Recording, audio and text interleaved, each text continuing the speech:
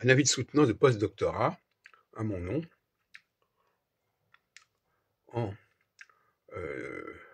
octobre 2007, avec toute une brochette de professeurs. Louis Châtelier, professeur, Jean-Pierre Braque, Hervé de Révillon, Jean-Marie Le Gall, Jean Dupeb, Yves-Marie Bercé, Bernard Chevignard.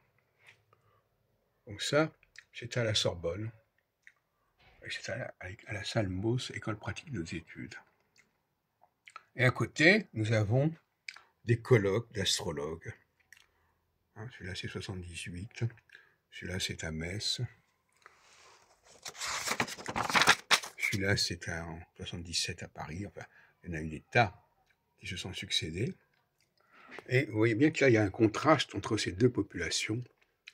L'un avec des universitaires qui ont un poste, qui ont une reconnaissance. De l'autre côté, il y a des astrologues qui sont des chercheurs qui sont un petit peu marginaux et qui ne sont pas reconnus, puisque l'astrologie n'est pas considérée comme un domaine de recherche à part entière. Il n'y a pas de carrière véritablement à ce niveau-là. Il n'y a que des gens qui travaillent de manière marginale et privée. Donc, voyez-vous, cette espèce de contradiction entre ma carrière universitaire, et ça c'est un grand colloque sur Nostradamus que j'ai organisé, enfin si on peut dire, dans le cadre de ma soutenance de thèse, qui était un postdoctorat,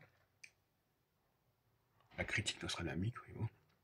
Et de l'autre côté, il y a des astrologues qui se sont réunis sous ma gouverne pendant des années. Et notamment, ce qui est intéressant, c'est qu'en 2004, c'est-à-dire 3 ans plus tôt, j'ai organisé un grand congrès d'astrologie à Paris, avec des astrologues un peu de partout.